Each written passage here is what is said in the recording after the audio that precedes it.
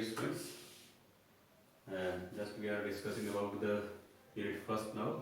जैसा कि हमने पिछले क्लासेज में पढ़ लिया था मैथमेटिकल टूल्स 11th क्लास का फिजिक्स के बारे में हम बात कर रहे हैं. So now we are on physical world and measurements. तो सबसे पहले हम फर्स्ट चैप्टर की बात यहाँ पर करना चाह रहे हैं, that is about introduction. So first of all यहाँ पर जो सबसे पहले आता है what is the subject physics. जैसे कि बच्चों आपने 10th क्लास 9th क्लास में भी पढ़ा है, साइंस आप पढ़ते थे वहाँ पे.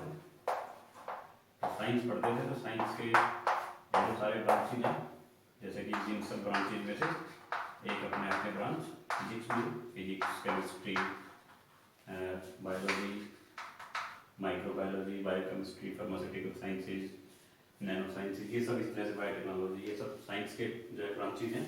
तो इन सब ब्रांचेज में से एक ब्रांच हम फिजिक्स के बारे में हम बात करना चाहेंगे. So what is the subject physics, यानी कि फिजिक्स अपने आप में the branch of science which deals with the nature and the natural phenomenas.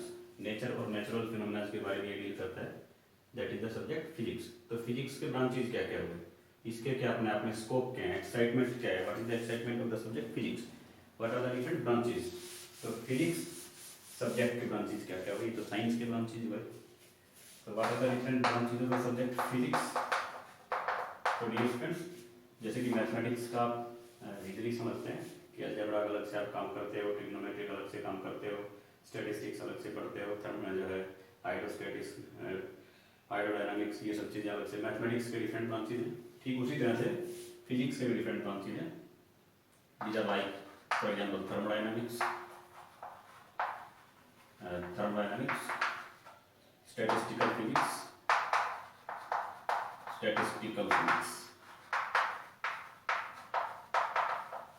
Classical mechanics,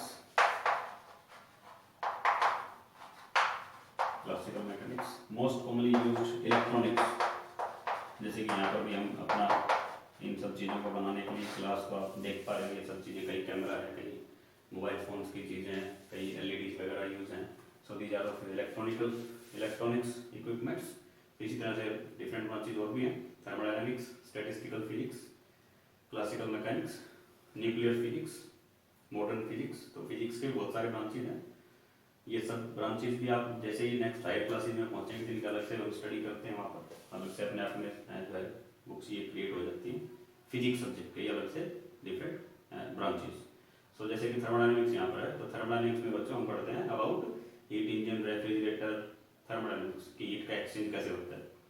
statistical classical में पढ़ते हैं डिफरेंट पार्टिकल्स कैसे बिहेव करते हैं, उनकी इक्वेशंस क्या हैं. इलेक्ट्रॉनिक्स में mobile phones, communication systems, radio, TV, इन सब चीज़ों की हम बात करते हैं. So these are the different branches of the subject physics. ये फिजिक्स के बहुत सारे ब्रांचेज हैं. यहाँ पर इसकी मैं बात करने जा रहा हूँ. फिजिक्स सब्जेक्ट क्या था, what are the different branches of the subject physics, इसकी मैं बात यहाँ पे कर रहा था. डिफरेंट ब्रांचेज अपने आप में महत्व है, उनका अपना अलग अलग रोल प्ले करते हैं. Physics related to society and other subjects. अगर मैं फिजिक्स रिलेटेड टू सोसाइटी की यहाँ पर बात करूँ बच्चों, तो फिजिक्स का अपने सोशल वर्क के बारे में सोसाइटी से कैसे रिलेशन है. सोसाइटी से मतलब हम अपने घर पे लाइटनिंग करते हैं, मोबाइल फोन हम रोजाना यूज करते हैं, कोई कैमरे वगैरह यूज करते हैं, इलेक्ट्रॉनिकल इक्विपमेंट्स और डिफरेंट जो भी हम यूज करते हैं जो बिजली से चलते हैं, वो इलेक्ट्रॉनिक्स ब्रांच. तो जैसा कि हम देखते हैं कि उन सब ने हमारी लाइफ कितना जो है एक तरह से बिजी भी कर रखा है. कुछ हमारे लिए उनके नुकसान भी है, कुछ हमारे लिए फायदे भी हैं उनके. तो सोशल डेवलपमेंट, सोशल नीड्स के लिए अपने अपने सब्जेक्ट फिजिक्स जरूरी है. जैसे मशीन्स हैं, आईवाज हैं, एक तरह से दूसरी जगह जो है जगह जगह से उनका सामान को उधर उधर डाल देते हैं. बड़ी बड़ी मशीनें हैं जो मैकेनिक्स पर काम करती हैं. मैकेनिक्स द ब्रांच होता है फिजिक्स.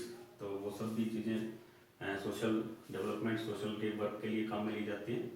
सो जैसे पावर हाउस हैं, बिजली के जगह जगह डैम्स बने हुए हैं, वहाँ जो है पावर डैम्स जिनसे सप्लाई में मिलता है. तो वो सब भी फिजिक्स से हम बात कर सकते हैं. सोशल नीड हमारी है. फ्लाई ओवर्स हमें क्रिएट कर रहे हैं, कहीं कहीं नीचे से ट्रेन निकल जाए, ऊपर से व्हीकल्स निकल जाए. So these are also the from the engineering physics.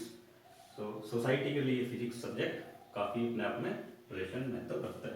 ठीक उसी तरह से फिजिक्स सब्जेक्ट का दूसरे सब्जेक्ट से भी अपने आप में रिलेशन है. जैसे कि अगर मैं बायो की बात करूँ, सपोज करूँ बायोलॉजी, मेडिकल साइंस, तो मेडिकल साइंस से सब्जेक्ट फिजिक्स, जैसे रेडियोथेरेपी किसी कैंसर पेशेंट का करना है तो वहाँ पर रेडिएशन डालने के लिए अलग से मशीन, हड्डियों का कहीं से हमने एक्सरे कराना है शरीर का, कहीं से टूट फूट कहीं शरीर के अंदर है तो वहाँ पर भी एक्सरे का डाला जाता है। मेडिसिन हम बाद में लेते हैं। तो बायो से कैसे उसमें जो है रिलेट है, डेंटिस्ट फिर मिरर लेंस यूज करता है जो है डिफरेंट चीज़ों को देखने के लिए, दांतों को, मिरर्स वगैरह। तो वो सब चीज़ें जो है अदर सब्जेक्ट्स, ठीक इसी तरह फिजिक्स जो है बायो से ऐसे रिलेट हुआ, ऐसे ही मैथमेटिक्स से भी फिजिक्स रिलेट है। मैथमेटिक्स में जैसे कि हम बिल्कुल इससे पिछले मैथमेटिकल टूल्स में हम बात कर रहे थे बच्चों कि मैंने लिखा था sign of integration, summation, sign of integration का डेफिनेशन लिखा हमने वहाँ पर कि जो इंटीग्रेशन है वो छोटे छोटे टर्म्स को जोड़ करके बड़ा टर्म हमें दे देता है। तो इसी तरह से फिजिक्स जो है मैथमेटिक्स से भी रिलेटेड है। इसी तरह से डिफरेंट अदर सब्जेक्ट से भी फिजिक्स का अपने आप में महत्व है। तो अगर मैं बात करूँ सबसे लास्ट में, what are the fundamental forces and what are the fundamental forces of nature. So बच्चों यहाँ पर ना मैं 3 तरह के फोर्सेस की बात करना चाहूँगा। However, these forces may be classified further. उनको थोड़ा सा और भी क्लासीफाई किया जा सकता है, जैसे कि फंडामेंटल फोर्सेस, नेचुरल फोर्सेस, जैसे बात करें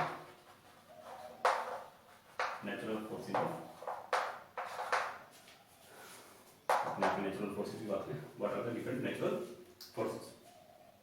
तो नेचुरल फोर्सेस कौन से हैं? सबसे फर्स्ट अगर मैं बात करूं, what are the gravitational forces. Gravitational, तो बच्चों ग्रेविटेशनल फोर्सेस जैसे कि आपने पिछली क्लासेज में नाम सुना है, ग्रेविटेशनल इलेक्ट्रोमैग्नेटिक फोर्सेस। हालांकि इलेक्ट्रोमैग्नेटिक फोर्सेस अपने आप में इलेक्ट्रो प्लस मैग्नेटिक हो गए, इलेक्ट्रो प्लस मैग्नेटिक फोर्सेस, ये भी नेचुरल फोर्सेस हैं। बात करें इनकी किस तरह के फोर्स होते हैं, इनकी प्रॉपर्टीज क्या हैं। तो ग्रेविटेशनल फोर्सेस बच्चों डिफरेंट ऑब्जेक्ट्स में लगते हैं। मान लो सपोज में एक ऑब्जेक्ट M1 है, दूसरा M2 है, सेंटर से दूसरा सेंटर का हमने इसको जोड़ दिया तो एक ऑब्जेक्ट दूसरे को, दूसरा फर्स्ट को अपनी तरफ खींचता है बराबर फोर्स से। ये ग्रेविटेशनल फोर्सेस जो है न्यूटन ने बताया थी, Newton's law of gravitation, universal law of gravitation जो इसको कहते हैं। आपने छोटी क्लासेस में इसको पढ़ा। These are the natural forces. तो इसके लिए फॉर्मूला जो बन जाता है कैपिटल G और ये M1 M2 बाई R², ये फॉर्मूला यहाँ पर इसका बन जाता है ग्रेविटेशनल फोर्सेस जो न्यूटन ने बताया, where G is the universal gravitational constant. ये मैक्रोस्कोपिक लेवल पर भी ट्रू होता है और माइक्रोस्कोपिक लेवल पर भी ट्रू होता है। हालांकि इनकी कुछ आइडेंटिकल है प्रॉपर्टीज इलेक्ट्रोमैग्नेटिक फोर्सेस की और ग्रेविटेशनल फोर्सेस की। जैसे कि अगर मैं बात करूं इलेक्ट्रोमैग्नेटिक फोर्सेस, तो इलेक्ट्रोमैग्नेटिक फोर्सेस की बात हम बजाय मास के बारे में यहाँ पर जो हम फैक्टर ले लेते हैं दैट इज अबाउट चार्ज। मान लीजिए सपोज मेरे पास चार्ज ये है, मेरे पास ये चार्ज है, तो सिंगल चार्ज बच्चों रिपेल करते हैं, डिसिमिलर चार्ज अट्रैक्ट करते हैं। सिमिलर चार्ज है, सेंटर से दूसरे सेंटर का डिस्टेंस मैंने देख लिया r है सपोज, जैसे यहाँ पर भी मैं r लिख लूँ। तो सिमिलर चार्ज है तो रिपेल करेंगे दूसरे को, और रिपेल करेंगे तो कूलम्ब ने जो बताया electrostatic force, these are electrostatic forces. जब चार्ज पार्टिकल रेस्ट में होता है इलेक्ट्रोस्टैटिक फोर्सेस, जब चार्ज पार्टिकल मोशन करने लग जाता है तो फिर वो फोर्स हम कह देते हैं इलेक्ट्रोमैग्नेटिक फोर्स। तो यहाँ पर जो फोर्स लगेगा electrostatic force equals to some constant factor 1/4 pi epsilon naught और ये Q1 × R²। However, this force is in between the two charges when the medium between the two charges is air और vacuum. दूसरा कोई medium करते हैं force का magnitude बदल जाता है, डिफरेंट वैल्यूज की बन जाती है। तो ये सब फोर्सेज वही इलेक्ट्रोस्टैटिक फोर्सेज। मैग्नेटिक फोर्सेज जो है लॉरेंट्ज मैग्नेटिक फोर्स है। मैग्नेटिक अगर मैं इनके अंदर किसी मूविंग चार्ज पर रखूँ तो मैग्नेटिक फोर्स कब लगेगा जब चार्ज पार्टिकल मोशन कर दो। तो मोशन में जब होगा तो चार्ज पार्टिकल पर इलेक्ट्रोमैग्नेटिक फोर्स लगेगा और वो इलेक्ट्रोमैग्नेटिक फोर्स होगा अपने आप में dq sin थीटा। मैग्नेटिक फोर्स जनरली इसको हम कह सकते हैं। Electromagnetic force will be the sum of the electric as well as magnetic force, दोनों का उसका जोड़ के बराबर होता है। तो ये अपने आप में नेचुरल फोर्सेज हैं, ये भी नेचुरल फोर्सेज थे। तो दोनों ही फोर्स की अगर मैं इसकी प्रॉपर्टीज की बात करना चाहूँ, हालांकि जो ये फोर्सेज हैं these are the weakest force of nature, ये सबसे कमजोर फोर्स होते हैं बच्चों। ग्रेविटेशनल फोर्सेज ऑलवेज अट्रैक्टिव होते हैं, these are always attractive force of nature, always attractive, ये अट्रैक्टिव लगते हैं। मैक्रोस्कोपिक माइक्रोस्कोपिक लेवल पर ट्रू है। सेंट्रल फोर्स है, these are central forces, central forces. इनकी प्रॉपर्टीज की बात नहीं कर रहा था, ग्रेविटेशनल फोर्सेज की properties, weakest force of nature, attractive force always, central forces follows the inverse square law 1/r²। यहाँ पर टर्म है, ये इनवर्स स्क्वायर लॉ को फॉलो करते हैं ग्रेविटेशनल फोर्सेज। ठीक इसी तरह से अगर मैं डिफरेंट प्रॉपर्टीज की बात करूँ इलेक्ट्रोमैग्नेटिक फोर्सेज, इलेक्ट्रोस्टैटिक फोर्सेज की, तो इलेक्ट्रोस्टैटिक फोर्सेज जो है, electrostatic forces may be attractive and may be repulsive, या अट्रैक्टिव भी हो सकते हैं, रिपल्सिव भी हो सकते हैं। ये भी इनवर्स स्क्वायर लॉ को फॉलो करते हैं इलेक्ट्रोस्टैटिक फोर्सेज। ये कूलम्ब्स ने बताए थे भाई, ये भी सेंट्रल फोर्स है, क्योंकि ये उसी लाइन के फ्लो होते हैं जिस लाइन से एक चार्ज के सेंटर को दूसरे चार्ज के सेंटर से जोड़ना है, जैसे कि यहाँ पर मासेस के सेंटर्स को हमने जोड़ दिया था according Newton's law of gravitation से। तो ये भी सेंट्रल थे, ये भी सेंट्रल फोर्सेज है। इनवर्स स्क्वायर लॉ को फॉलो करते हैं, रिपल्सिव अट्रैक्टिव हो सकते हैं, मीडियम चेंज कर देंगे तो ये चेंज हो जाते हैं। So these are the electromagnetic, electrostatic forces, gravitational forces. So तीसरे तरह के जो फोर्सेज हैं बच्चे, वो थर्ड टाइप जो फोर्सेज है natural forces, these are nuclear forces. तो न्यूक्लियर फोर्सेज बच्चे किस तरह के होते हैं? न्यूक्लियर फोर्सेज, तो जैसा कि हम जानते हैं न्यूक्लियस कम साइज का होता है अपने आप में, और न्यूक्लियस के अंदर पूरा पॉजिटिव चार्ज रेजिस्ट करता है, न्यूट्रॉन्स एंड प्रोटॉन्स इसके इंसाइड होते हैं, बहुत छोटे से स्मॉल साइज के अंदर। तो ये सारा इस वजह से हैपन हो पाता है क्योंकि सब न्यूक्लियंस में न्यूक्लियर फोर्सेज लगते हैं। स्ट्रॉन्गेस्ट फोर्स है, strongest force of nature, these are the strongest force.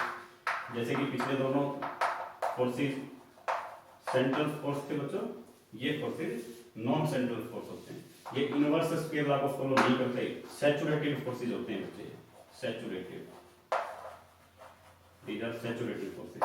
These are short range forces, बहुत कम जगह पे ये लगते हैं, थोड़े से स्पेस में, शॉर्ट रेंज